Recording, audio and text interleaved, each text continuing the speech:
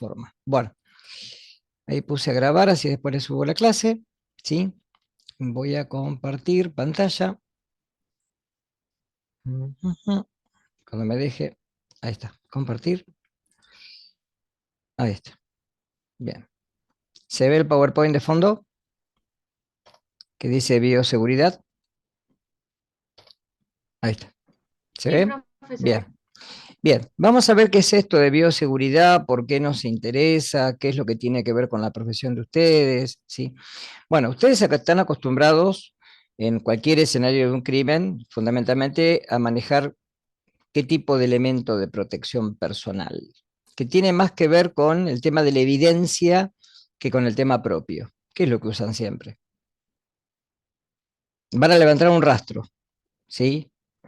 Los guantes. Guantes, sí. La utilización de guantes en su profesión es algo que no tiene, digamos, no tiene ningún secreto porque ustedes están obligados a utilizar guantes justamente para no contaminar la muestra, ¿sí? Con las huellas dactilares de ustedes, etcétera, ¿sí? Con células epiteliales propias, bárbaro. Ahora, ¿qué es esto de bioseguridad? ¿Por qué nos interesa? En cualquier escenario de un crimen, ustedes van a estar en contacto además de con muestras que puedan ser de material inorgánico, como armas, rastros que podemos encontrar de incendios, como acelerantes, por ejemplo, que son inorgánicos, van a estar en contacto con mucha materia orgánica, ¿sí? Pueden estar en contacto con, por ejemplo, con muestras como vimos hasta ahora de sangre, vamos a ver que también pueden encontrar saliva, pueden encontrar semen, ¿sí? Pueden encontrar restos de fecas, etcétera, pero siempre van a estar en contacto con materia orgánica.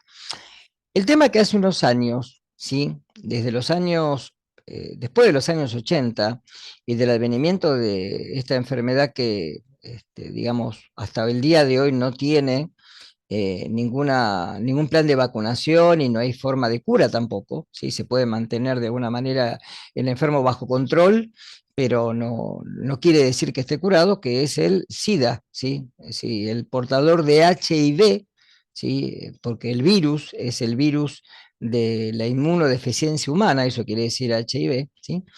Es el que genera estos cuadros, síndromes, que son síndromes de inmunodeficiencia adquirida.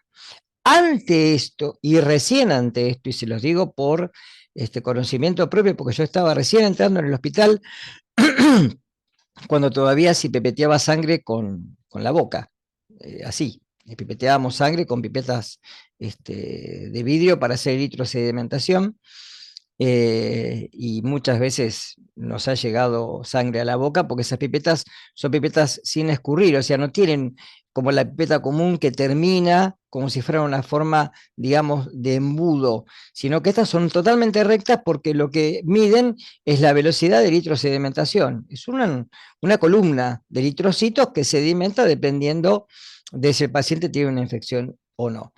Bueno, ante el advenimiento de este tipo de enfermedad, obviamente surgió en el mundo, ¿sí?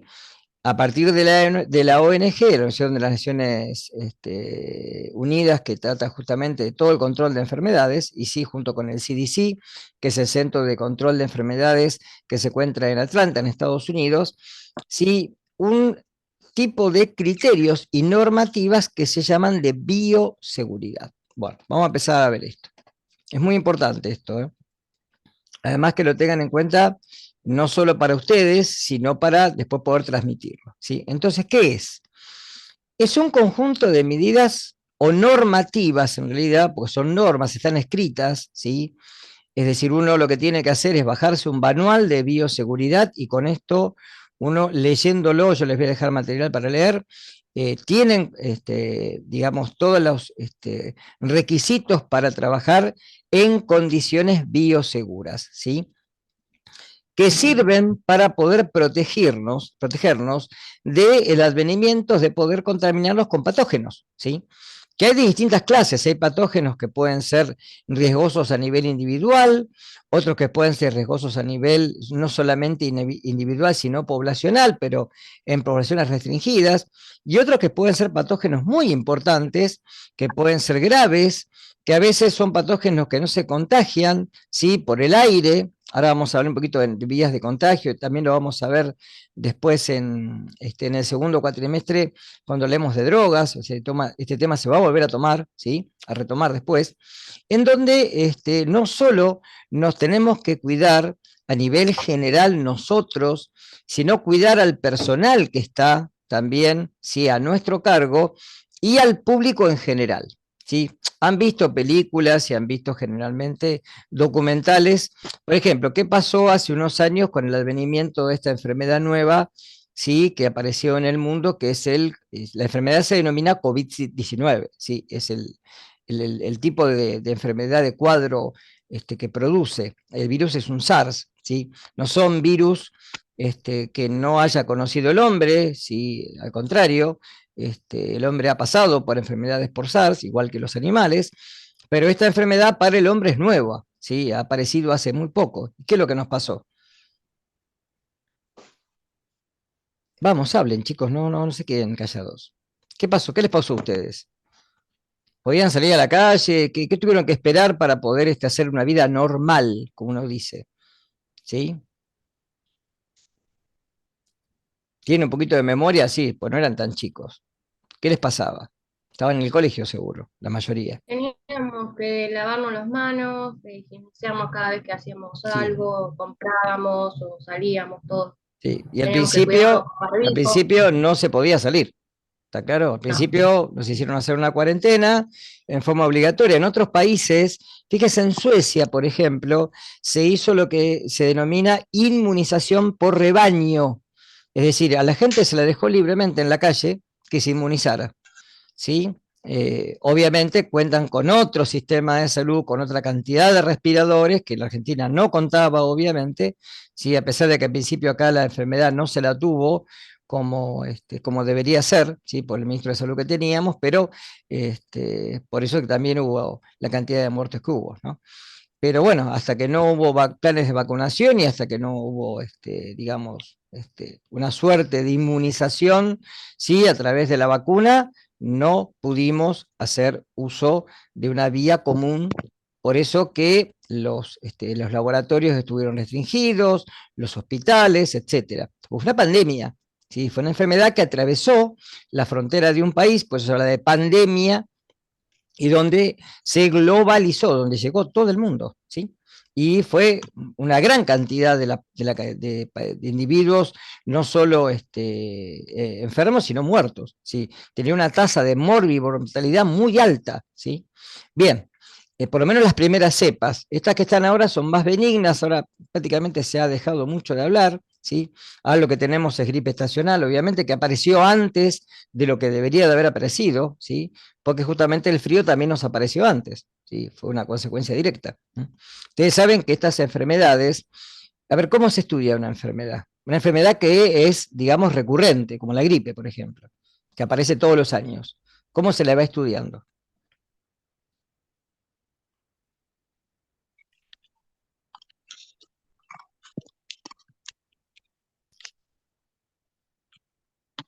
¿Tienen idea cómo se estudia esto? ¿Quién lo hace acá en Mar del Plata? ¿A través de qué medio? Porque tiene que ver con esto fundamentalmente también, ¿sí?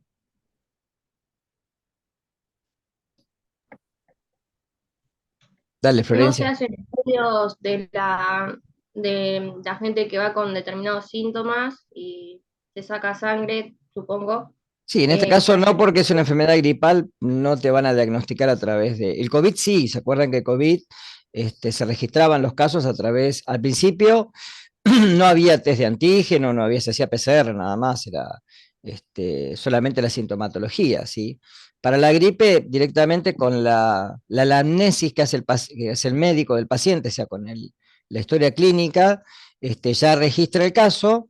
Los casos registrados van a parar en este caso al INE, Instituto Nacional de Epidemiología Juan H. Jara, que está ahí en la calle Dorrego, donde está la facultad de la Escuela de Medicina de la Nacional, y en donde ahí registran, tiene un registro, y después cada zona que tiene su centro epidemiológico, a través de los distintos gabinetes, reporta a un centro central que está en Buenos Aires, ¿sí? Que está en Capital Federal. Ese centro central es el que de alguna manera después toma medidas y lo publica en un boletín epidemiológico a nivel nacional. Por ejemplo, se pueden correr las vacaciones de invierno, 15 días, porque se sabe que el pico de, por ejemplo, a través de la sumatoria de casos, uno puede hacer lo que se llama corredor epidemiológico, ir siguiendo la enfermedad a través del transcurso de los casos que se van reportando.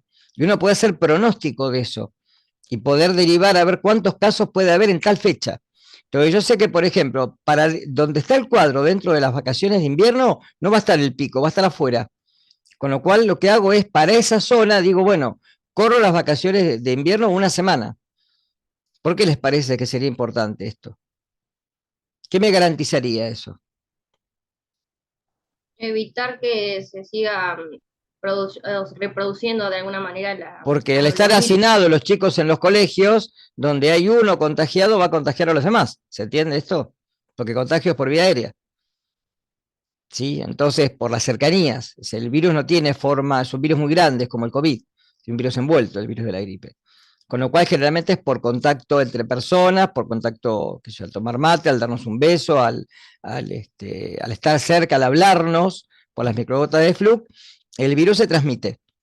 ¿Sí? Llega a la vía aérea respiratoria, invade generalmente el alvéolo pulmonar, de ahí hace sistemia, va al sistema circulatorio y ahí se disemina y hace infección sanguínea. Por eso que se eleva el punto termostático, por eso de ahí, bueno, la elevación de puntos termostáticos, o sea, la fiebre, temperatura por encima de los 37,5 grados centígrados, si no es febrícula, por debajo, ¿sí? Generalmente lo que trae es migraña, dolor de cabeza, porque hay inflamación de meninges, y bueno, y la consecuencia que a veces puede ser también respiratoria, etcétera. ¿Ah? Pero bueno, todo ese cuadro que a veces se puede complicar, porque el tema no es la gripe, porque uno piensa, bueno, ¿y por qué me tengo que vacunar si estoy en zona de riesgo todos los años? Empleados de salud, por ejemplo, personas de no me acuerdo de qué edad, por ejemplo, bueno, se tienen que vacunar, ¿por qué? Y porque no es la gripe, sino generalmente los cuadros secundarios que puedan aparecer, como por ejemplo la neumonía, es lo más común, que a través de un estado gripal bajan las defensas y automáticamente cualquier neumococo que anda dando vuelta, que a nosotros no nos hace nada, ¿sí? Generalmente cuando la persona está inmunosuprimida, el neumococo hace su cuadro de infección en el pulmón y trae una neumonía, ¿sí? Esa neumonía es una infección muy grave que trae dificultad respiratoria y que generalmente al paciente lo puede llevar a la muerte. ¿tá? Por eso la gripe puede ser mortal. ¿no? No por el virus en sí, por las consecuencias del virus, sino por las complicaciones que puede traer la gripe. ¿Se va entendiendo más o menos? Entonces, de ahí que está a nivel personal, a nivel de los pacientes o las personas que puedan estar cerca nuestro, y a nivel de la comunidad. ¿tá? Por eso la veracidad es un derecho de la población, de los pacientes y también de los trabajadores que manipulan muestras biológicas. El caso de ustedes. Ustedes, al ser peritos, el día de mañana, licenciados en criminalística, que van a hacer una pericia dentro del lugar en donde van a levantar muestra, ¿sí? Tienen que tener cuidado de manipularla con guantes, de tener cuidado de que no se esparzan aerosoles, etcétera. ¿Hasta acá estamos? Porque este tema está dentro de esta materia, ¿sí? O sea, ustedes son actores dentro del personal que maneja muestras biológicas, ¿sí o sí? ¿Sí? De ahí que normalmente vamos a decir que la bioseguridad tiene tres principios básicos. El primer principio básico es el de universalidad. Ahora los voy a explicar uno por uno a los tres. El segundo principio es el de barrera y el tercer principio es el de descarte o eliminación de todo el material que está contaminado. ¿Qué quiere decir de universalidad? A ver, primero con lo que dice ahí, involucra a todo el personal. ¿sí? En el caso de ustedes, por ejemplo, en este caso, los va a involucrar como ¿sí? peritos dentro de la escena del crimen o dentro de un laboratorio de mucho más allá, ¿no? Si el día de mañana consiguen trabajo en un laboratorio de medicina forense, ni hablar de esto, ¿tá? Es el ABC, porque van a trabajar con muestras biológicas, van a hacer PCR, van a hacer grupos sanguíneos, van a hacer análisis de detectar si la sangre es sangre humana o no, etcétera, todo lo que hablamos hasta ahora, ¿sí? muestras de semen, muestras de saliva, etcétera. Entonces, muestras que provienen de material orgánico que puede estar contaminado o no. Y acá viene el secreto. El tema es que yo no tengo que pensar que la muestra pueda provenir de un individuo que esté sí o sí enfermo y que tenga un patógeno dentro de su organismo. No. Yo tengo que tratar, eso dice universalidad, a todas las muestras por igual. ¿Está claro esto? Sí, no, a ver, esto es como uno dice, yo manejo armas, el que maneja armas, por ejemplo, ¿sí? Y está acostumbrado, sabe que tiene que, por ejemplo, una pistola, mirar la recámara, una vez que haya sacado el cargador, etcétera, para verificar que no haya quedado una bala en el ánima del arma. Ahora, el problema pasa por el que después se confía y dice, yo siempre lo hago esto, y un día no lo hizo y se escapó un tiro. Entonces, acá no importa, a nosotros nos pasaba en el hospital, por ejemplo, y esto es anecdotario, pero sí, sirve como ejemplo, de que nosotros teníamos, cuando recién apareció este patógeno, que es el HIV, ¿sí? Muestras que bajaban de partos, ¿sí? O del piso, que decían BSM, perdón, BSM, bioseguridad médica. Era un paciente con HIV, una paciente HIV positiva, ¿sí? Ya diagnosticada con HIV. Entonces, claro, la mayoría decía, "Oh, esa muestra, no, no, vos no sabés si porque a ver, primero, el HIV es un virus, como los virus no se pueden cultivar en medios artificiales o naturales, hay que cultivarlos en células. Los métodos diagnósticos de ese tiempo tenían lo que se llaman periodo de ventana de un mes.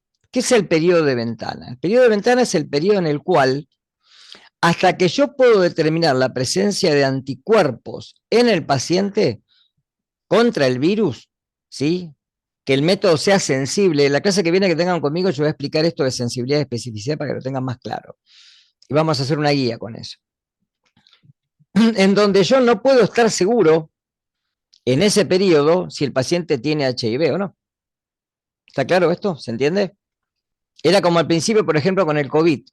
¿Se acuerda que decían, bueno, sí, estuvo en contacto con una persona con COVID? ¿Se lo aislaba cuánto al principio? ¿Se acuerdan? Aproximadamente. Vamos a 14 suponer días. 14 días. Después bajó a 7, ¿se acuerdan? ¿Está? Bueno, ahora, ¿qué pasa? Puede ser que en esos 14 días yo no desarrollara la enfermedad. Me pasaba con esos 14 días en mi casa. Porque los test, hoy un test de antígeno es rapidísimo. Entonces, si yo estuve con COVID, ¿sí? Y estoy con COVID ahora, por ejemplo, ¿sí? Y me hago un test de antígeno, enseguida me da positivo, porque aumentaron la sensibilidad. En ese momento, las muestras bajaban así, pero yo decía, a ver, esa muestra que está al lado no dice BSM, ¿y cómo sabes que no tiene HIV? A las dos muestras tenés que trabajarlas igual. O sea, vas a tener que usar lo que está abajo, los medios de barrera para cualquiera de las muestras, no solamente para eso. Eso quiere decir, así esté presente el patógeno o no dentro de la muestra. No lo sé, pero la muestra la tengo que tratar igual, sea cual sea, sin importarme si tengo origen de la fuente o no. ¿Está claro esto? Bien. Uso de barreras. ¿Qué es el uso de barreras? Nosotros tenemos barreras naturales. Yo creo que ya les dije algo cuando hablamos un poquito así solalladamente en la clase de sistema inmune. Por ejemplo, la piel, sin injurias, sin ninguna laceración, sin cortadura, sin nada, es un excelente medio de barrera. Porque los patógenos que puedan estar entre el lavado de manos, ¿sí? Generalmente el aseo personal, y además las glándulas sebáceas y las glándulas, ¿sí?, sudoríparas, ayudan a mantener el control de muchos de los microorganismos que están en el ambiente. Porque si yo me pudiera ver las manos cuando vengo de la calle, ¿sí?, seguramente con algo que me diera la idea si tengo bacterias o no, seguramente las tengo, ¿sí? Por eso que tengo que llegar de la calle y lavarme enseguida las manos, antes de tocar alimento o hacer cualquier otra cosa. ¿Está claro? Ahora, También hay otros medios naturales. Por ejemplo, en los ojos tenemos lisozima, en el lagrimal, que es una enzima que tiene acción bactericida, o sea que puede matar bacterias. Ahora, ¿qué pasa si yo aumento esa barrera? Por ejemplo, si me coloco lentes, si por ejemplo me coloco guantes, si me pongo guardapolvo, para que cualquier salpicadura, cualquier aerosol no me llegue a una conjuntiva donde puede entrar, ¿está claro? Utilizo barbijo para que no entre por la vía mucosa de la boca. Utilizo guantes que van a evitar que pueda entrar por la piel, ¿se entiende? Eso es el uso de barreras, porque evita justamente la exposición directa. A ver, chicos, ¿han ido algún día a tirar con algún arma a algún lado? ¿Alguno de ustedes? No, profe. Bueno, si van a tirar, les van a exigir las sordinas y les van a exigir, sí, sí, usan lentes, lentes, y si no usan lentes, lentes de protección. ¿Por qué? Porque cuando yo disparo un arma, no sé para dónde sale el casquillo. ¿Está claro? No sé si puede haber alguna pequeña esquirla que pueda salir para otro lado. Con lo cual la vista tiene que estar protegida y los oídos tienen que estar protegidos por la detonación. ¿Está claro esto? ¿Sí? Entonces, esos son elementos de protección en un lugar. En un laboratorio que tengo que usar guantes, si no utilizo lentes, si utilizo lentes no pasa nada, pero si no utilizo lentes de forma natural para trabajar, por lo menos antiparras que me protejan los ojos, ¿sí? El uso de barbijo, fundamentalmente para evitar la exposición oral y nasal, y guardapolvo, porque justamente guardapolvo dice que guarda el polvo, o sea que evita de que nos ensuciemos, que eso quiere decir que nos evita de las salpicaduras, que en este caso son de material biológico, ¿sí? Cualquier salpicadura, estoy haciendo la extracción de sangre de un paciente, de un reo, y se mueve, ¿sí? Cuando lo estoy haciendo, y me saca el brazo así, salta ¿sí? Un chorro de sangre que me salpica. Si tengo guardapolvo, tengo guantes, no pasa nada. ¿Está claro? ¿Se va entendiendo esto, lo que es el uso de barreras? Y después lo que vamos a hablar después de lo último, que es cómo descartar todo el material contaminado. O sea, primero hay que hacer una decontaminación y después hay empresas que se ocupan de eliminar los desechos. ¿Hasta acá se entendió? Sí. Bien. Sí, sí. Clasificación de sustancias peligrosas. Generalmente la Organización de las Naciones Unidas clasifica en todos los apartados que tiene, en el 6, sustancias tóxicas que son venenos o infecciosas, ¿sí? Las tóxicas no nos importan nada a nosotros, nos van a importar el cuatrimestre que viene cuando damos toxicología, ¿sí? Y sí nos importan ahora las infecciosas. ¿Cuáles son las infecciosas? Y acá voy a hacer aclaraciones y anótenlas, porque no están en el Power, por eso aviso. ¿Qué es lo que produce una infección? Lo que produce una infección, por ejemplo, estamos hablando del organismo humano, ¿no? Es un patógeno. Es un patógeno. Es decir, puede ser un microorganismo o partícula infectiva, ahora lo voy a aclarar,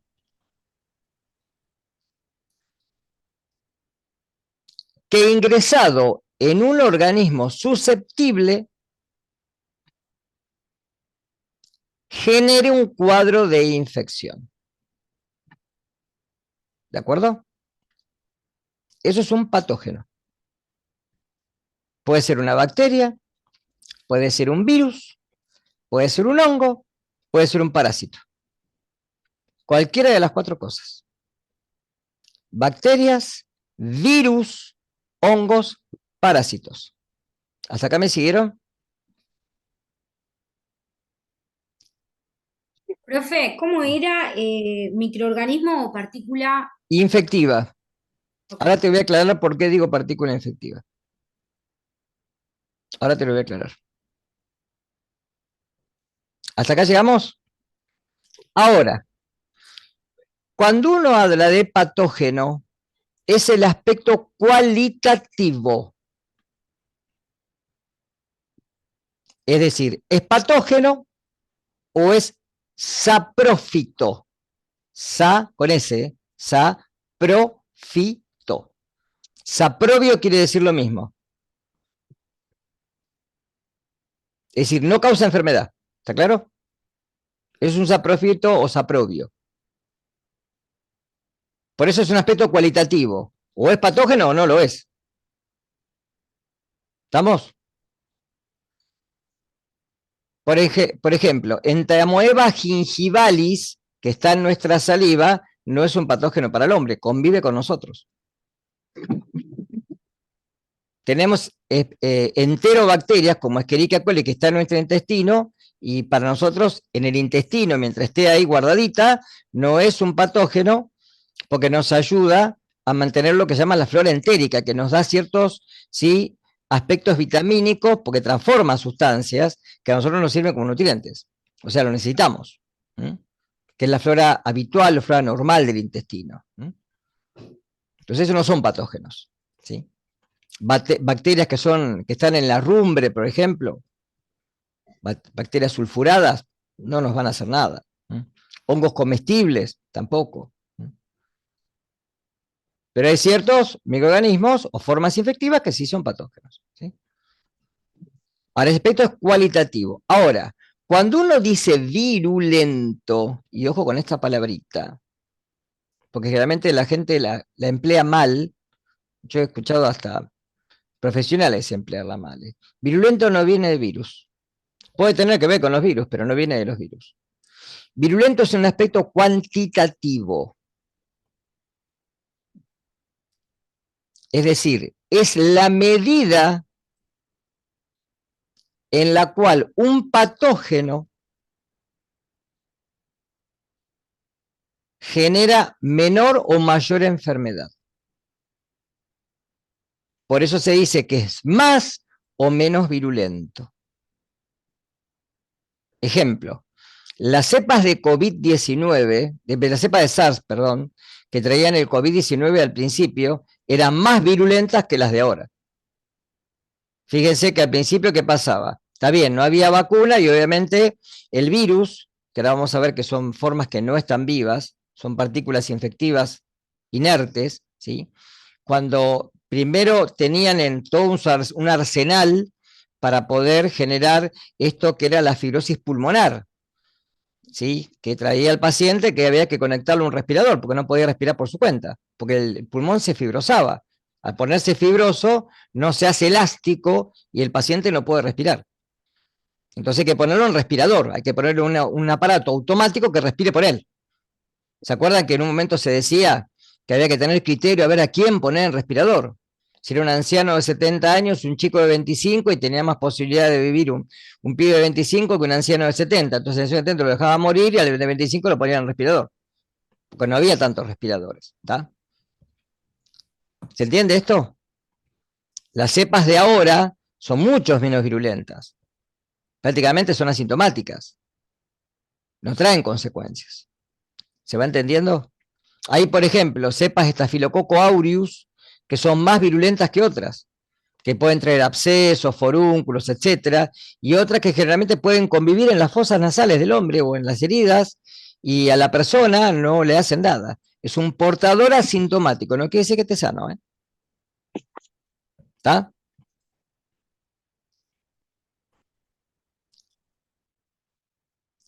Bien, sigo. Ahí lo tienen.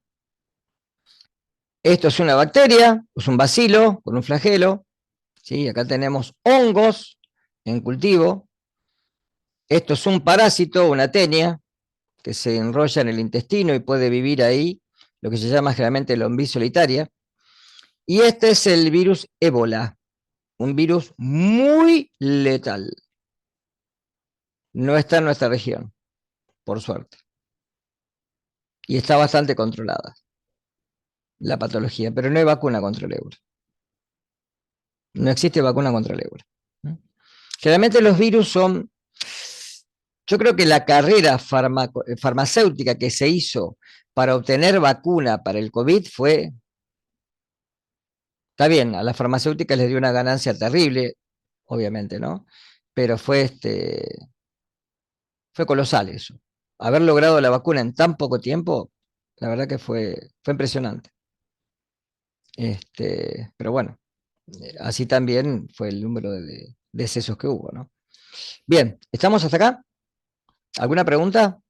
Para hablar muchas cosas nuevas, ¿eh? Bien, vías de contagio. Muy importante, porque lo vamos a ver ahora y lo vamos a ver después cuando veamos drogas de abuso. Por eso quiero hacer hincapié ahora. Vía dérmica, ¿sí? La piel. Generalmente la piel, como dije recién, es una barrera que mientras está sana me sirve como barrera de defensa.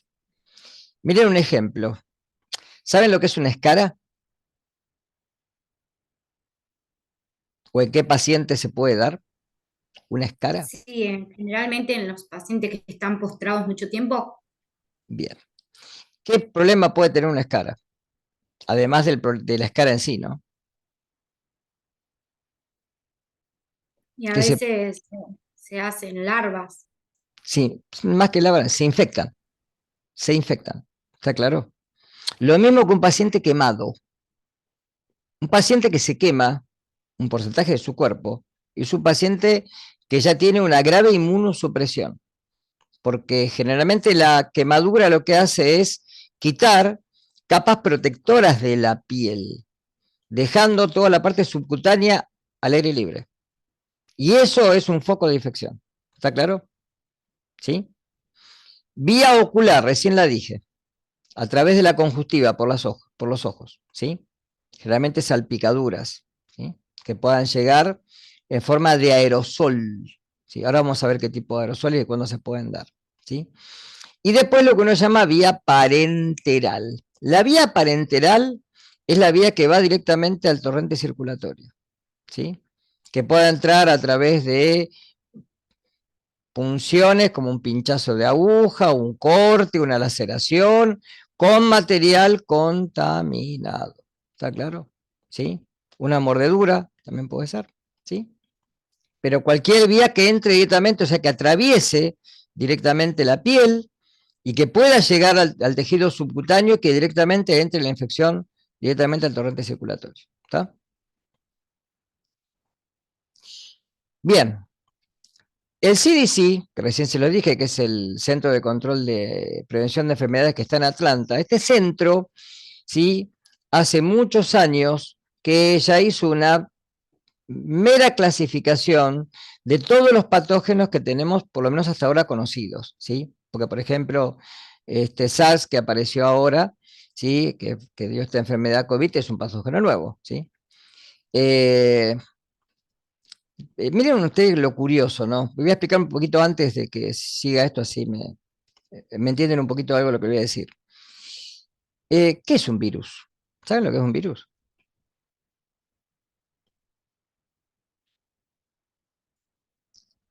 Porque todo el mundo habla de virus.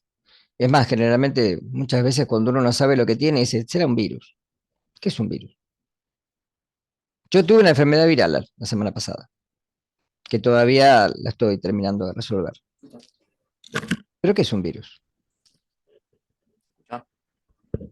Dale, hablen, vamos. No escucho.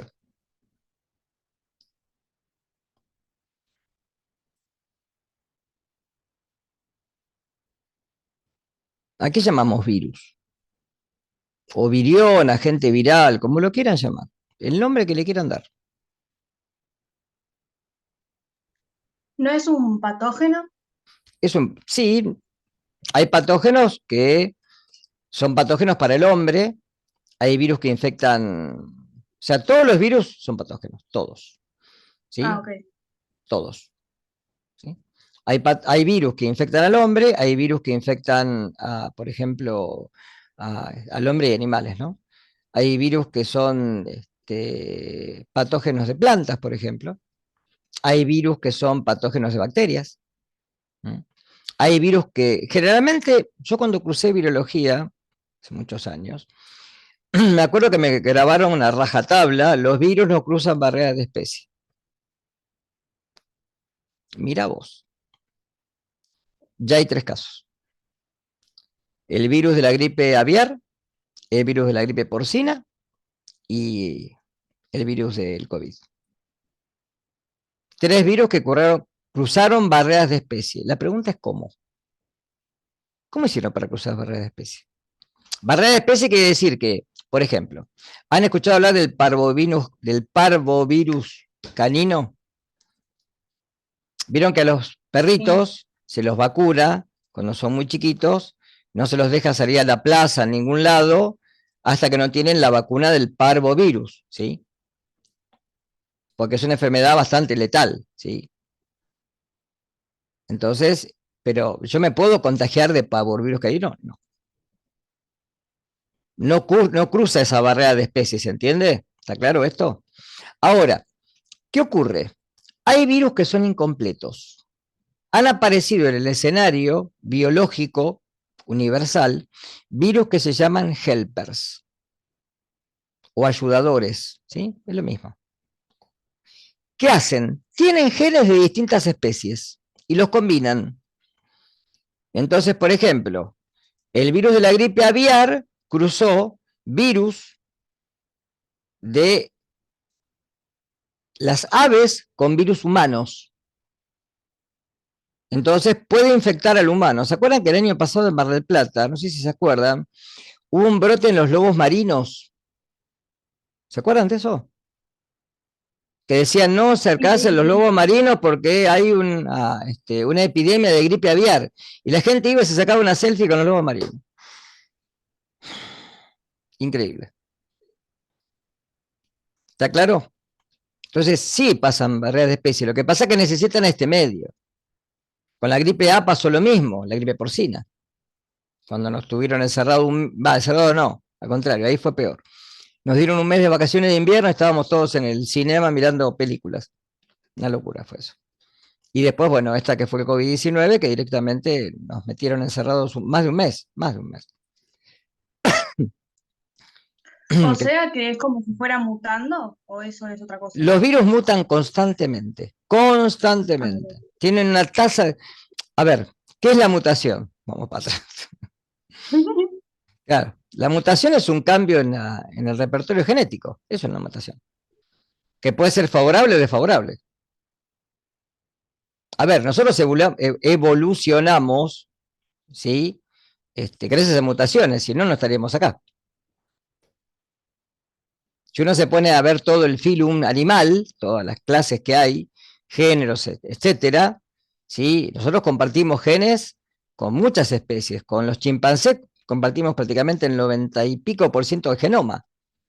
O sea que prácticamente tenemos casi los mismos genes. Más con el chimpancé que con el orangután, fíjense.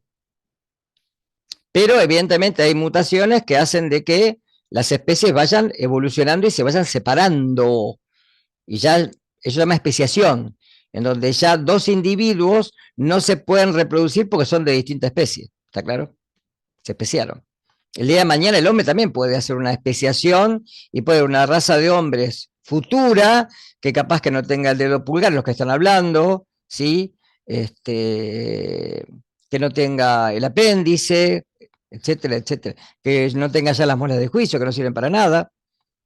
Porque antes, digamos, teníamos que tener mayor dentición, mayor cantidad de molares porque los alimentos se consumían muy poco cocidos, ¿sí? Entonces, la parte de la dentición, de ese morder con las muelas, ¿sí? Era más importante. Por eso nacen las muelas de juicio, no tienen lugar donde nacer, porque se acortó fundamentalmente toda la parte de la mandíbula. Entonces, al acortarse, no tienen lugar donde estar. ¿Estamos? Ahora, los virus, fíjense, que son patógenos, que no están vivos, tampoco están muertos. No son microorganismos, están por debajo del nivel celular. Son parásitos intracelulares obligados. Y necesitan sí o sí un receptor celular para poder penetrar. Entonces el virus entra, si encuentra un huésped susceptible, hace su cuadro de infección y después se va. Por eso puede contagiar y diseminarse. ¿Tá? Pero son partículas que están por debajo del nivel celular. Por eso no puede ser que los virus están vivos o que están muertos, está mal eso. En los libros, si ustedes leen un libro atrás de los 80, hablan de la vacuna Salk, por ejemplo, que era la primera vacuna que se hizo contra la poliomielitis, una enfermedad viral muy grave, ¿sí? Que se hacía a virus muertos, se decía. A virus eliminado con formalina. Se lo mataba, se decía así, con formalina, ¿sí? Pero después se vio que los virus se tuvo que clasificar en otro lugar porque no son células, no están vivos. No tienen capacidad, no tienen metabolismo propio.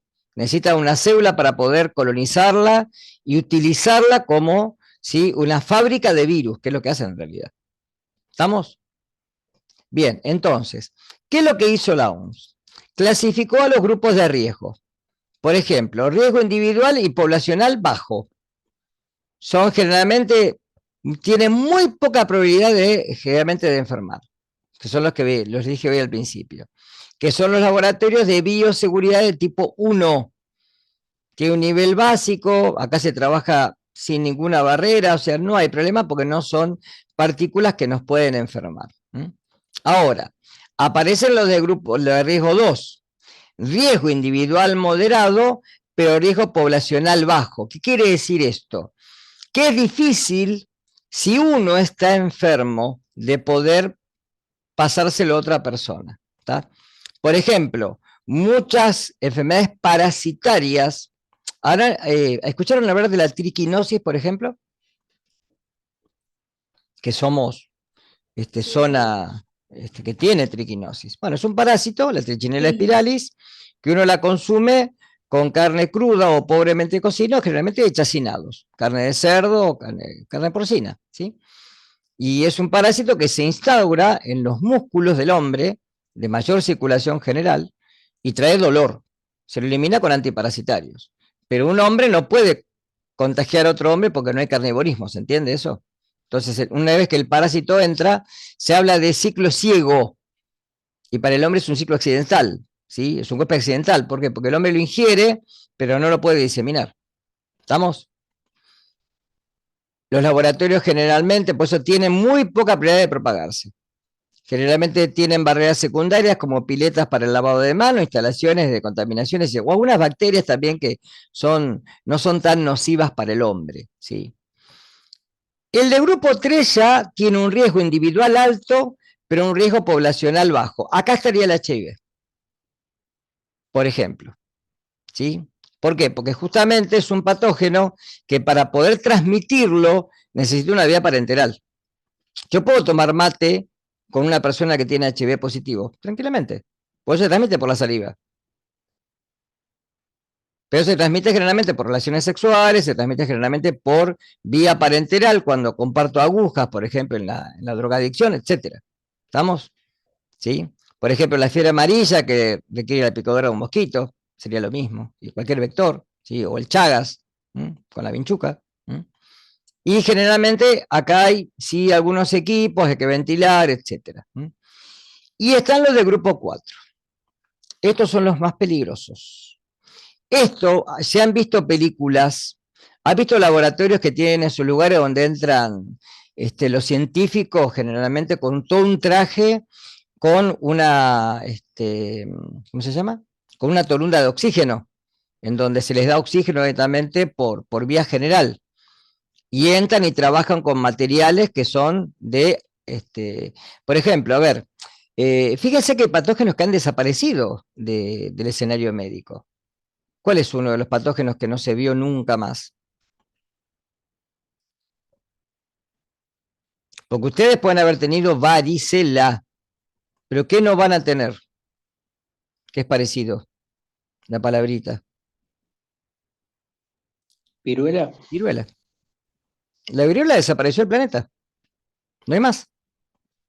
Con la vacuna se la eliminó. Ya está. Chau. ¿Está? Hay patógenos que son emergentes. El sarampión, por ejemplo. ¿Sí? Cada tanto hay un brotecito esporádico de sarampión. ¿Sí? Poliomielitis, no tendría que haber más. Pero ¿qué fallan ahí? Generalmente los planes de vacunación. Porque o no llega la vacuna o no se da tiempo, etc. Por eso hay que vacunarse. ¿Está? Las vacunas sirven para eso, para inmunizarse. ¿Sí?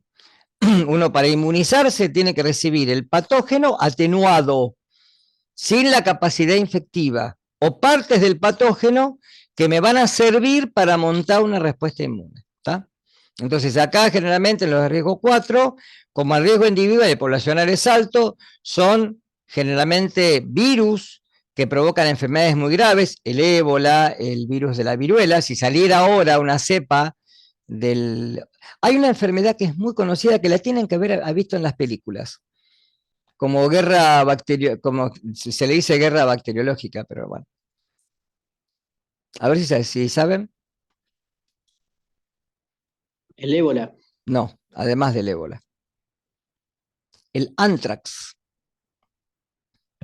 Si han visto alguna película esa de CSI o series, el anthrax es otro patógeno que está aislado totalmente y que no hay casos, ¿sí? Pero si se llega a esparcir en algún momento, puede ser un desastre, porque no estamos inmunizados.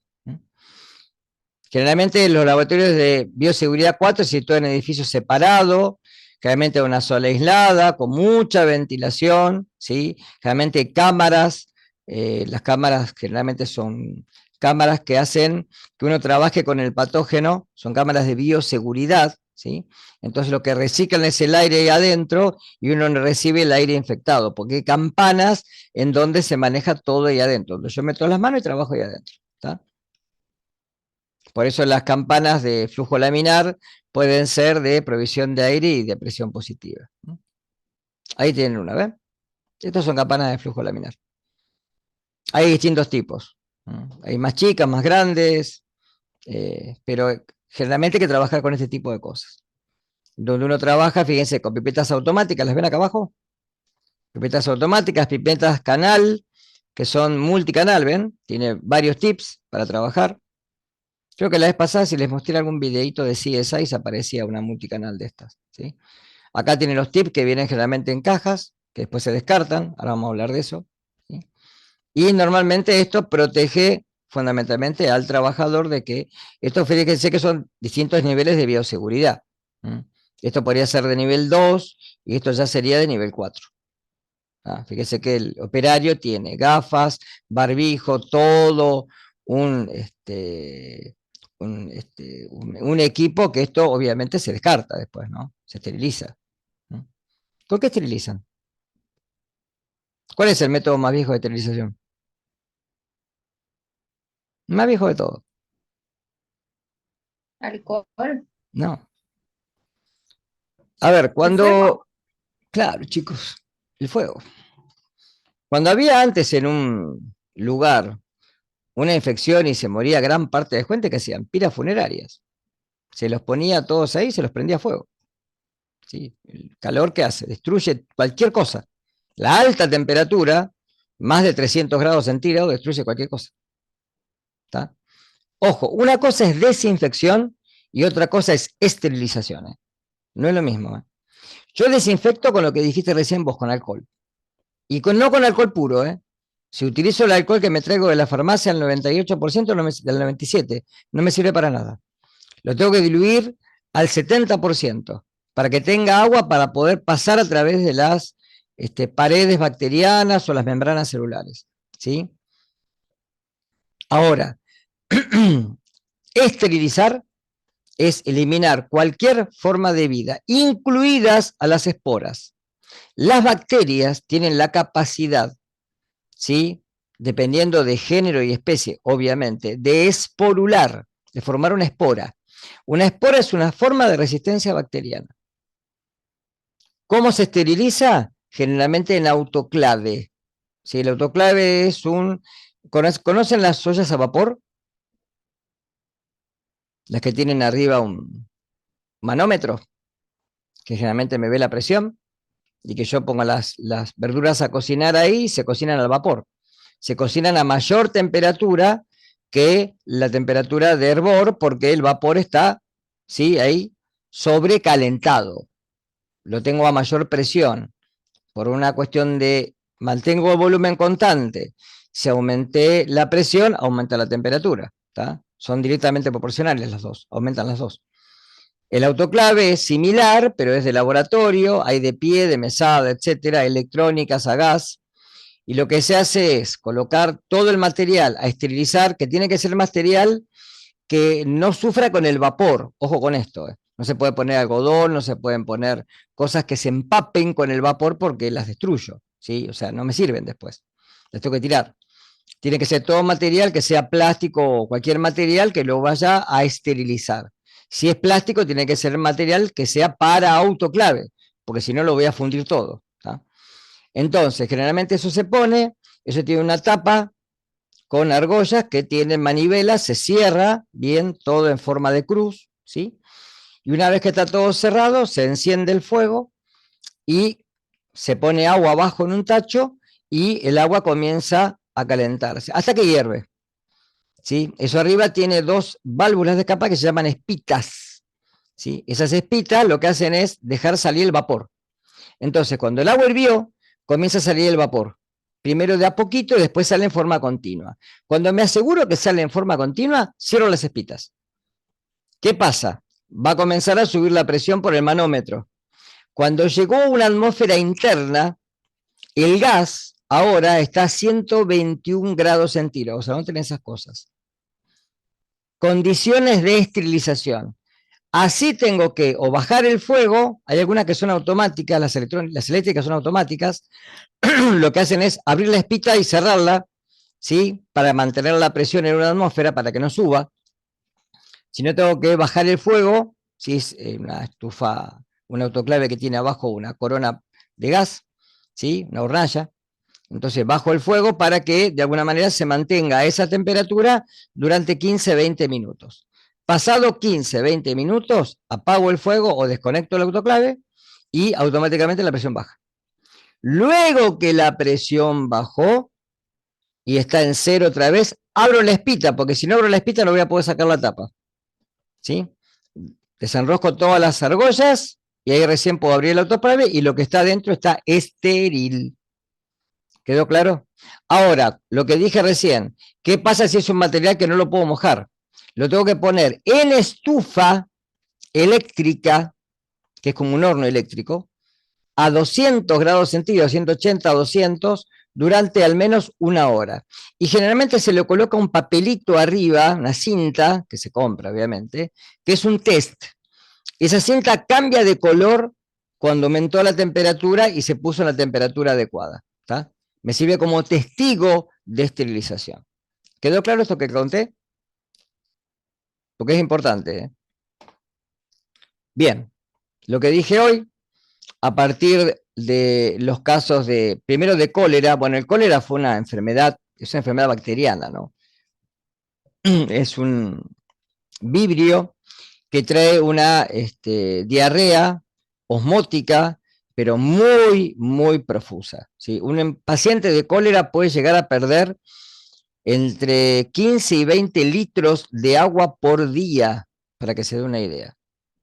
Esta bacteria genera una toxina en el intestino que se pega, eleva los niveles de AMP cíclico y esto hace que agua y electrolitos salgan a granel y el paciente se deshidrata rápidamente, en muy pocas horas, ¿sí? El cólera, si ustedes leen después, hay un científico que se llama Jon Snow, es como el de Game of Thrones, pero no tiene nada que ver con él, y este médico inglés, que también era un estadista, hizo un trabajo muy importante en las 5 epidemias que tuvo Londres de cólera, y bueno, sacó como consecuencia que el patógeno podría estar, que no se hablaba en ese momento de patógenos y de infección ni de nada, se pensaba que era por miasmas, por corrientes del aire, etcétera, cualquier cosa. Hasta que Pasteur no apareció con las bacterias, el mundo estuvo en oscuras con todo esto, ¿sí? Y lo que pudo hacer, sí, es un relevamiento tanto estadístico como demográfico para ver que el agua provenía del Támesis, del río donde se sacaba el agua, ¿tá?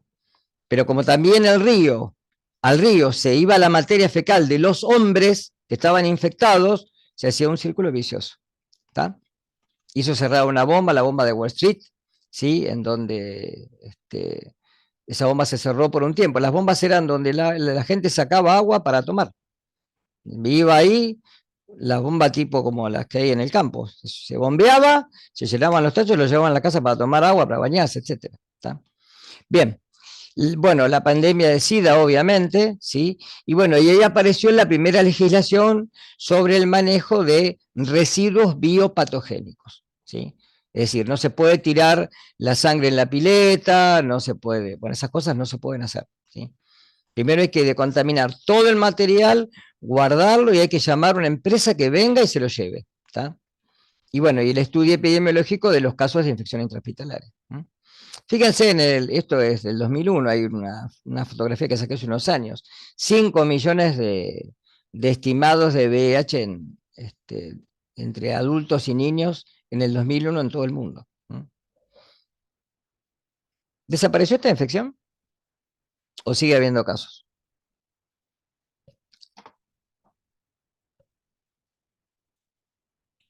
Sigue habiendo casos, ¿o no? Sigue habiendo casos. No se habla, pero sigue habiendo casos. No hay vacuna, chicos. Al no haber vacuna, el patógeno sigue estando. Pasa que como la transmisión es parenteral, entonces, y generalmente, bueno, hay una cierta concientización en la gente de usar preservativos, de no compartir agujas y ese tipo de cosas, bueno, bajaron bastante las cifras, pero sigue habiendo casos, ¿sí? Sí, sí. Población de riesgo, obviamente, siempre hay. ¿Está? Bien. Entonces, la prevención más eficaz y de más bajo costo, lavado de manos, obviamente, utilización de guantes, delantal o guardapolvo, barbijos. Esto recién, yo lo estoy dando esto, pero fíjense, esto del barbijo recién se puso como moda cuando fue la infección por COVID. Pero, pregunta, ya que estamos acá, en ese tipo de infección, para la enfermedad esta del COVID, ¿para quién sirve el barbijo? ¿Para el que lo porta o para el que está al lado de él? Para el que está al lado. Claro. A mí no me sirve, salvo que use el N95. ¿Vieron que había una foto recién? Está ahí abajo, este que está acá abajo. El N95. Este filtra, ¿sí? El 95 de las partículas que puede haber en el aire. O sea que es baja la probabilidad que puedan penetrar. Pero salvo que use el resto, esos de tela, después lo que aparecían como máscara, eso, no sirve para nada eso. Es decir, sí servía, obviamente, si yo estornudo o toso por expectoración, obviamente queda en el barbijo, no se esparce. A ver, el tema es la tasa de diseminación que tenía esta enfermedad, lo que era el R0, de cuántas personas se infectan a través de una infectada, se llama R0. ¿Tá? Un R0 de 1 quiere decir que una persona infectada puede enfermar a una sola. Un R0 de 2, esa persona infectada infecta a 2, o sea que estas dos pueden infectar a 4 y se hace exponencial. Imagínense un R0, creo que el COVID en su principio era de 3.25, 3.30 y pico. Era alto, era bastante alto. O sea, la tasa de infección era alta. Bien. Anteojos o antiparras, como lo dije recién, proteger las conjuntivas, ¿sí? Si uno utiliza anteojos no pasa nada, pero si no utiliza anteojos o si uno utiliza anteojos chiquitos, que tampoco me van a cubrir toda la conjuntiva, no. Usar la antiparra arriba del anteojo, no me queda otra. ¿Tá? Pero siempre cubrirme bien toda la parte de la mácula, ¿sí? Porque justamente es donde, toda la parte de la conjuntiva, que es donde puede llegar a entrar, ¿no? Esto aparecía generalmente en los laboratorios, ¿sí? La regla de los no pipetear con la boca y usar pipetas automáticas. Esto es lo que hacíamos nosotros antes, una locura era. ¿Está? Obligatorio el uso de guantes, calzado de seguridad. Esto era más para seguridad en los lugares donde hay accidentes eléctricos, etc. ¿no? Lavarse las manos, usar barbijo, gafas. Esto es riesgo biológico y esto es peligro, sustancias peligrosas. La calabórea es sustancias peligrosas, ácidos, bases fuertes, sustancias que son tóxicas al contacto de la piel, por ejemplo. ¿Tá? ¿Qué es un aerosol? Porque, a ver, si yo me pongo desodorante, sé que es un aerosol. Si tiro acá perfume, sé que es un aerosol. Bárbaro. ¿Por qué se produce el aerosol? ¿Qué es lo que pasa con la gota? ¿Qué hace? ¿Se? ¿Se expande por presión? Pero ¿qué es lo que pasa con él? Si tuviera una gota sola, para que se forme el aerosol, ¿qué tiene que hacerse esa gota?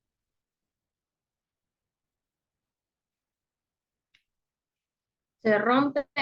Se particula, o sea, se tiene que romper en chiquitas partículas, ¿sí? ¿Está claro esto? Se difunde en el medio. Yo no lo veo. ¿Está? Un aerosol no lo veo. Realmente no lo veo. Ahora, ¿cuándo se puede dar?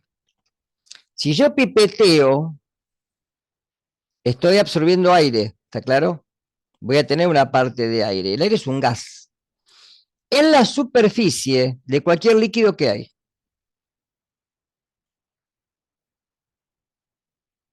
Cualquier líquido. ¿Qué tiene en su superficie? Agua. Yo tengo agua. Piensen esto. En la superficie de un vaso de agua, ¿qué hay? Supónganse que ustedes le ponen una tapa al vaso. ¿Eh? Aire. A Oxígeno. ver, vamos un poquito para atrás. Tengo un vaso con agua, ¿está claro? Yo pongo un vaso con agua acá. ¿Qué pasa si al vaso le pongo una tapa? Al ratito, ¿qué voy a ver? Burbujas. No. ¿Qué se forma entre la base del líquido, la superficie del líquido y todo lo que queda de espacio que tenía aire en su momento? ¿Qué empiezo a ver ahora? Condensación. Condensación. ¿Qué quiere decir condensación? Que el agua primero se evapora, ¿no? Por eso después se condensó. Formó vapor de agua, porque hay presión de vapor de agua, ¿sí? Llegó a una superficie que está más fría, que es el contacto de la tapa o el recipiente o el agua misma, y vuelve otra vez a la fase líquida. Se forma una presión de vapor. O sea, todos los líquidos tienen presión de vapor. Si tienen presión de vapor, en el vapor puede haber partículas. Y yo, al aspirar, esas partículas me las voy a llevar al pulmón. ¿Está claro? O sea que es un aerosol sí o sí eso. Por eso el pipeteo induce también un aerosol. Centrifugación. Se han visto en las películas o generalmente las muestras de sangre se centrifugan, habíamos hablado de esto, para separar el plasma de la sangre, o después si tengo que hacer una PCR, tengo que hacer la extracción del ADN y voy a separar, una vez que degrado la célula, el ADN, ¿sí?, del núcleo de la célula de todo el resto, para poder hacer la PCR. Con lo cual, cuando centrifugo, generalmente pongo tubos. ¿Qué pasa si un tubo se rompe? Eso está acelerando. 5.000 revoluciones por minuto, o sea, 5.000 vueltas por minuto. Imagínense, ¿qué pasa si ahí adentro un tubo se rompe? ¿Qué se forma? Mancha todo. ¿Pero qué se forma? Porque se rompe todo, ¿y qué se forma? Un aerosol. ¿Está claro? Y yo no lo estoy viendo, por eso las centrífugas tienen que tener campana arriba. ¿Se hace esto generalmente? No, pero hay que hacerlo. Y si no, poner a centrifugar e irse. Y cuando la centrífuga paró, volver. Y siempre estar atento a que no se rompa ningún tubo. Agitación de los tubos es lo mismo. ¿Está? Homogeneización, cuando homogeneice una muestra, ¿sí?, la estoy homogeneizando. Tengo la sangre, la llevé al laboratorio, está separada y la voy a homogeneizar para hacer, por ejemplo, el recuento de blancos, hacer la PCR, etc. Bueno, incineración de ansa ustedes no van a hacer, pero eso es quemar el ansa. Cuando uno quema un ansa es un alambre donde uno generalmente toma una colonia bacteriana de una placa de cultivo y después eso, como está contaminado, lo tengo que quemar para tomar otra muestra. Cuando lo quemo, generalmente, ¿sí?, el fuego hace de que se forme vapor, obviamente, y eso forma aerosoles, ¿sí? El muestreo con agujas y jeringas, fuga generalmente de material fluido, ¿sí?, o derrame de material biológico. Cualquier cosa de esta puede formar aerosol. Y eso generalmente puede contaminar. El tema es que los aerosoles, como las partículas son tan chiquitas, no las veo. Y eso es lo peligroso. Precauciones generales, generalmente tener acceso restringido, obviamente, a áreas que son peligrosas. Esto ustedes lo van a ver el día que vayan a un laboratorio, que visiten un laboratorio donde van a ver peligro no pasar o solamente personal autorizado, etc. Obviamente el lavado de manos constante, esto hay que hacer mucho hincapié, chicos. Utilizar guante, barbijo, antiparras, guardapolvos. La higiene del ambiente, esto es muy común que cuando uno termina de trabajar en el laboratorio tiene que decontaminar todas las superficies. ¿Con qué se decontamina normalmente? ¿Con qué limpiamos una superficie normalmente? Para decontaminarla estoy hablando. ¿Lavandina? Puedo usar lavandina, tranquilamente. ¿Tá? La lavandina es hipoclorito de sodio, ¿sí?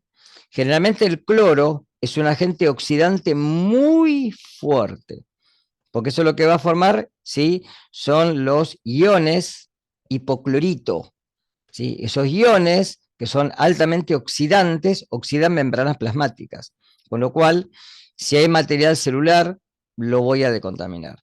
Por ejemplo, las muestras con sangre se deben de decontaminar, sumergirlas en una solución de hipoclorito de sodio, que generalmente se hace al 10%, y eso se deja generalmente toda la noche, y al otro día después recién se coloca en recipientes adecuados, que no tenga derrame de fluido, etcétera, para que después la empresa se lo lleve y lo destruya por incineración, ¿sí? Y obviamente el descarte de material biológico. Estas muestras estas bolsas son las generalmente que tienen que utilizar. Bueno, obviamente, bueno, no fumar, ya hoy en día casi nadie fuma, lo es cerrado, no está permitido fumar, y esto es muy importante, no comer y no beber, ¿no? En el lugar de trabajo, generalmente esto tiene que estar separado, la parte de comestible tiene que estar separado del área de trabajo. Precauciones generales, gestión adecuada de residuos, ¿sí? Esto es muy importante, creo que les decía recién. Todo el material tiene que estar etiquetado, rotulado y tiene que tener una fecha en la cual, porque esto lo voy acumulando generalmente. Por ejemplo, nosotros en el laboratorio muchas veces lo que hacíamos era ir colocando todo el material dentro de los bidones, y cuando el bidón estaba lleno se cerraba, se echaba, se fichaba, se le colocaba un rótulo y se almacenaba. Porque la empresa no viene por un bidón solo. Entonces, cuando uno generalmente decía, bueno, esto ya está para descartar, se llamaba a la empresa venía y se llevaba para decontaminarlo. Evitar el contacto con heridas, precaución con vidrios rotos que pueden tener sustancias que también pueden ser biológicas, descarte de cortopunzantes. Ustedes no creo que vayan a hacer extracciones de sangre, pero si algún día les toca en algún lugar hacer una extracción de sangre, si están autorizados, siempre tienen que tener un descartador de agujas al lado de ustedes, cosa de hacer la extracción, ¿sí? Después a Anabel yo le voy a decir que le muestre un descartador en el laboratorio, ¿sí? Y después de hacer la extracción, colocarla en el descartador y ahí sacar la aguja. Y después colocar la muestra de sangre en los tubos correspondientes, y después colocar la jeringa, con la sangre que tenga o no, adentro de una bolsa. Siempre se coloca todo lo que sea material biológico en bolsas o envases de color rojo.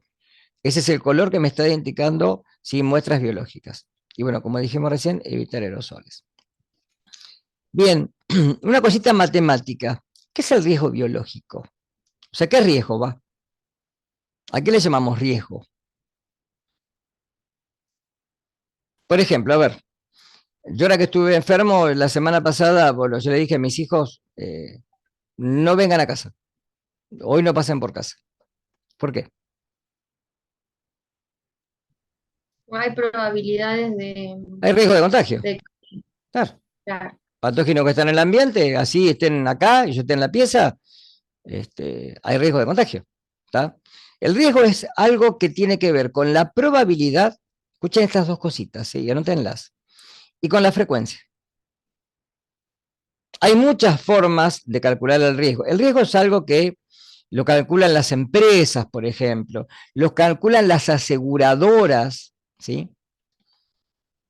Porque el riesgo tiene que ver con estas dos cosas, con la probabilidad de que ocurra un evento y con la frecuencia que ese evento ocurre. Es un producto. Les doy un ejemplo común. Vamos a suponer que yo soy una aseguradora. Este tema yo lo daba mucho antes cuando daba seguridad e higiene o CIMAT, ¿sí? Por eso les doy este ejemplo. Y saben lo que es un RT, ¿no? Aseguradora de riesgo de trabajo o de riesgo laboral, ¿sí? Esperen un segundito.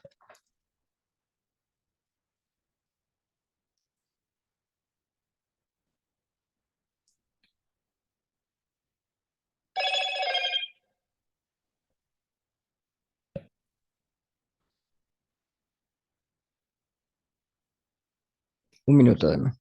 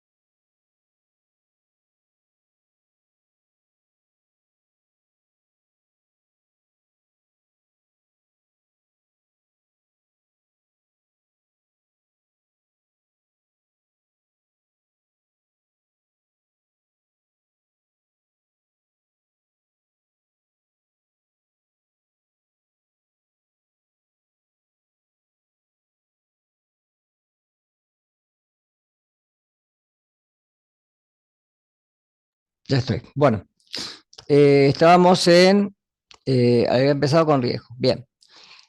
Vamos a suponer que yo soy una empresa de aseguras y soy una aseguradora de ART. O sea, todas las compañías de seguro, tienen una división que se llama ART, Aseguradora de Riesgo Laboral, que cubren fundamentalmente al empleado. ¿Sí? Las paga netamente el empleado no abona eso, ¿sí? Y me cubren de cualquier accidente en el trabajo o in itinere, es decir, dentro de la hora anterior o posterior de mi horario laboral. ¿Sí? Bárbaro, perfecto. Ahora, piensen una cosa. Si yo tengo que decirle a una empresa de transporte, vamos a suponer que es una empresa de transporte local, ¿sí? La 9 de julio, 25 de mayo, cualquiera de estas, que yo no sé ahora cómo se llaman, de colectivos locales, ¿sí? ¿Cuánto le voy a pasar la prima por ART para el chofer? Y vienen empresas de colectivo de larga distancia. ¿Les parece que la prima va a ser la misma? ¿O voy a pagar distintas primas? Prima es lo que uno abona por mes, ¿no? Lo que ustedes abonan por mes por el seguro, del auto, por ejemplo. Van a ser distintas. ¿Cuál va a ser mayor? La del chofer de larga distancia. ¿Por qué? Estoy de acuerdo, ¿por qué? Porque corre muchísimo más riesgo que alguien que está en la misma ciudad, digamos. Claro, fíjense una O cosa, otro sistema horario también. fíjense una cosa. Si voy a probabilidad, la probabilidad de que haya un accidente con un colectivo a larga distancia es mucho menor que la del área urbana. ¿Está claro? La probabilidad de accidente. Pero el daño es mucho mayor si hay un evento en la ruta que si hay un evento en área local. ¿Está claro esto? Por eso, fíjense que cuando uno habla de riesgo biológico tiene que tener en cuenta que todos los laboratorios que trabajan con muestras biológicas dependen de la exposición de cada trabajador, en este caso ustedes peritos, a agentes biológicos, que van a manipular muestras. Puede tener como consecuencia que la infección de la persona expuesta con manifestaciones de la enfermedad o sin ellas, ¿sí? Todo el material biológico debe ser considerarse como potencialmente peligroso, esto lo dije hoy, aún conociendo la serología de la fuente. Serología es saber si es HIV positivo, etc. ¿Está? Biocontención y bioprotección. Cuando uno habla de biocontención, son medidas que generalmente uno utiliza para que las enfermedades infecciosas no se diseminen en el lugar. Por eso generalmente son lugares donde están los centros de investigación, o por ejemplo, donde les dije yo, donde hay laboratorios donde guardan, ¿sí?, patógenos que sabemos que ya no son patógenos para la humanidad. Y bioprotección generalmente son medidas para poder reducir el riesgo o robo, ¿sí?, de pérdida. Generalmente, esto lo han visto en películas donde generalmente se pueden liberar, y se ha hablado también de que el HIV puede haber sido un virus que se diseminó porque se perdió de un laboratorio el cual estaba trabajando en una guerra bacteriológica. De esto hay mucha información, pero bueno, no, tanto no se sabe. Bien, acá está lo que les dije hoy, ¿ven? Bolsas de color rojo. Esto es un descartador de agujas, ¿lo ven acá? Esto se levanta esta tapita, se coloca acá la aguja y se descarta también la jeringa, las dos cosas, ¿sí? Puede haber algunos que mantengan, ven, así las bolsas rojas, pero todo el material se debe desechar, por ejemplo, gasas, algodones, ¿sí? Cualquier cosa que tenga material biológico, sangre, saliva, semen, lo que sea, se tiene que desechar ahí. No se puede descartar en otro lado. Fíjense que esto es una frase que dice que la labor preventiva debe hacerse mediante medidas de protección colectiva. ¿Esto por qué también se dice? Porque en realidad la bioseguridad tiene que ser transmitida. Uno tiene que tener en cuenta, tiene que saber que hay patógenos que pueden ser poblacionales y que son patógenos que de alguna manera nos pueden enfermar, ¿sí? Con lo cual, sí o sí, tenemos que tener medidas preventivas y tenemos que saber que esos patógenos nos pueden enfermar y que también, obviamente, todos podemos ser, de alguna manera, ¿sí?,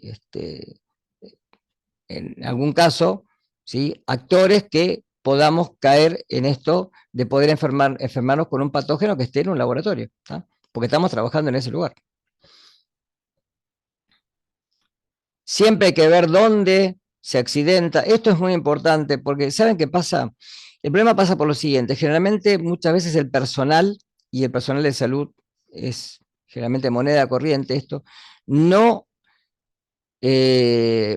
declara, no denuncia generalmente los accidentes biológicos. Eso es un problema.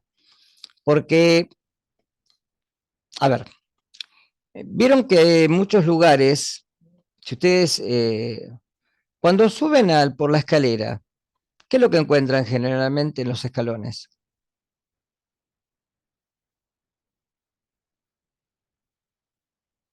¿Qué hay en los escalones así, puestos? Para no patinarse. Sí, Barras ya. antideslizantes, ¿sí? Eso está porque evidentemente ha habido, ¿sí?, en algún momento, en algún lugar, ¿sí?, no quiero decir en Fasta, pero en algún lugar, ha habido que con esos pisos puede haber accidentes. Por ejemplo, acá en el edificio, o sea, yo una vez me caí acá abajo en el piso, y yo hice poner acá abajo en el piso una barra antideslizante. Yo no tengo problema porque me caigo y no me rompo, pero hay gente que se cae y se rompe, ¿sí? Entonces, si yo de alguna manera me callo la boca y no digo nada, eso no queda reportado, pero si yo lo denuncio ante la administración, tienen que tomar medidas. Por eso es muy importante decir quién, dónde, ¿sí?, y cuándo. Por eso generalmente la famosa triada momento, lugar, persona, para poder detectar el accidente y tomar acciones preventivas para que no vuelva a ocurrir. ¿Está claro? Esto es una fase. Por mucho tiempo hemos aceptado el viejo refrán que dice que prevenir es mejor que curar. Ojalá que las preguntas diarias cambien de cuál es el tratamiento a cuáles son las causas. Y si es evitable, entonces, ¿por qué no ha sido evitada? Por eso generalmente bioseguridad es prevención. Bueno, esto es del SARS-CoV-2, el que les dije hoy, ¿sí?, la enfermedad de este virus que era del COVID-19, ¿sí?, que hoy en día es una enfermedad que tiene una baja frecuencia. Y esperemos que siga así. Esperemos que siga así. Por la salud de todos, esperemos que siga así. ¿Mm? Igual no sé, tendría que hablar con gente de línea a ver qué saben de este, de este brote que tuvimos de gripe, del cual fui uno de los afectados, pero por lo que escuché hablar, no sé si han escuchado hablar ustedes, pero por lo que yo escuché hablar, hubo varios casos en Mar del Plata, muchos, mucha gente enferma. Pero no sé, porque apareció muy de repente, muy súbitamente. Yo creo por el frío intenso, no por otra cosa. Porque el virus es estacional, el virus ya estaba.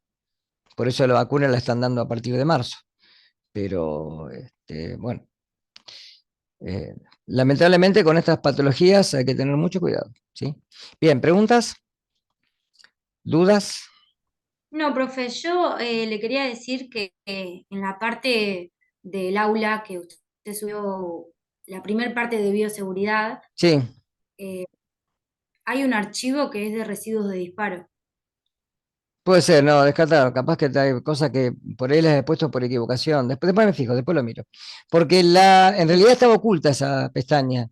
La desoculté ahora porque puse este tema, ¿sí? Así que Em, faltaría, no sé si el power o...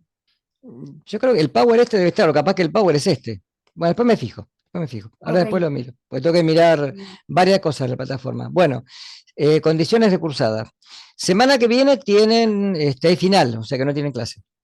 La otra deberían tener con Anabel, no sé todavía, porque Anabel creo que bueno, el jueves pasado tuvo el problema de que no tuvieron clase por el tema del paro, famoso paro, ¿sí?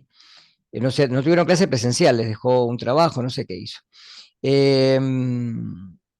Pero bueno, si no, si tienen conmigo, por ahí lo que vamos a hacer es ya empezar con la parte de semen, ¿sí? Porque con sangre yo ya terminé.